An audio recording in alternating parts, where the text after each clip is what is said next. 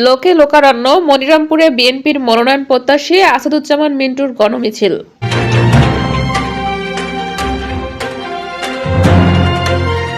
আসসালামু আলাইকুম দর্শক, আমন্ত্রণ জানাচ্ছি বিবিআর নিউজের নিয়মিত সংবাদে।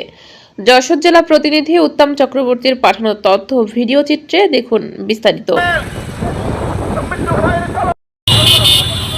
বিএনপির ভারপ্রাপ্ত চেয়ারম্যান তারেক রহমানের উন্নয়নের বার্তা ও দলের দিক নির্দেশনা জনগণের কাছে পৌঁছে দিতে দিনরাত ছুটে চলেছে যশোর ৫ মনিরামপুর আসনের বিএনপির মনোনয়ন প্রত্যাশী ও উপজেলা বিএনপি সাধারণ সম্পাদক মোহাম্মদ আসাদুজ্জামান মিন্টু। আমরা এই যে শরিকের বিষয়টা আমরা বারবার এই যে আমাদের যখন ৪ দলীয় জোট হয়েছিল ২০০১ সালে, তখন থেকে এই আসনটা ছেড়ে দেওয়া হয়েছিল এবং আমরা কেন আজকেও এই দীর্ঘ ২৫ বছর পরেও আমরা কেন জোটকে ছেড়ে দেবো? কারণ আমরা রাজনীতি করে বিএনপির মাঠে থাকি। এই যে শরিক দলের যে মনোনয়ন চাচ্ছে সে কিন্তু কখনো মাঠে থাকেনি এবং তার কোনো মামলা মোকদ্দমা নেই, সে কোনোদিন রাজপথেও ছিল না, আমরা দেখিনি, তাকে চিনিও না।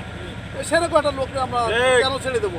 আর আমরা অবশ্যই আমরা বিএনপি নির্যাতিত মনিরামপুরে, আমরা মনিরামপুরের মানুষ, আমরা জোটকে ছেড়ে দিতে চাই না। আমরা ধানের শীষে বিএনপির প্রতীক চাই।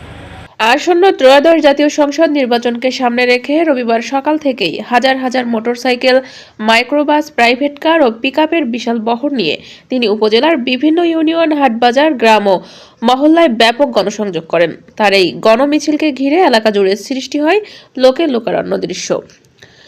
স্থানীয়রা জানান, আসাদুজ্জামান মিন্টু নিয়মিত জনগণের মাঝে অবস্থান করেন এবং মাঠ পর্যায়ে বিএনপির বিভিন্ন কর্মসূচি বাস্তবায়নে সক্রিয় ভূমিকা রাখছেন। ভোটাধিকার ফিরিয়ে আনুন, উন্নয়নের ধারায় ফিরে যান, তারেক রহমানের এই বার্তাকে সামনে রেখে তিনি প্রতিটি গ্রামে প্রচারণা চালাচ্ছেন।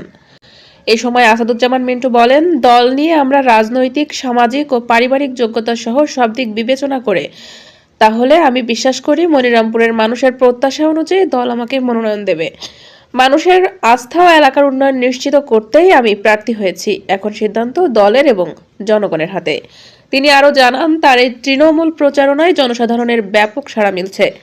বিকেলে গণমিছিলের শেষে মনিরামপুর উপজেলা পৌর বিএনপির আয়োজনে গোপালপুর স্কুল অ্যান্ড কলেজ মাঠে অনুষ্ঠিত হয় একটি আলোচনা সভা ও দোয়া মাহফিল। উপজেলা বিএনপি সহসভাপতি ও ঢাকুরিয়া ইউনিয়ন বিএনপি সভাপতি জিএম মিজানুর রহমান এবং সাধারণ সম্পাদক মোহাম্মদ আবু জাফরের আশুরোগ মুক্তির কামনায় এই অনুষ্ঠানে প্রধান অতিথি হিসেবে উপস্থিত ছিলেন মোহাম্মদ আসাদুজ্জামান মিন্টু।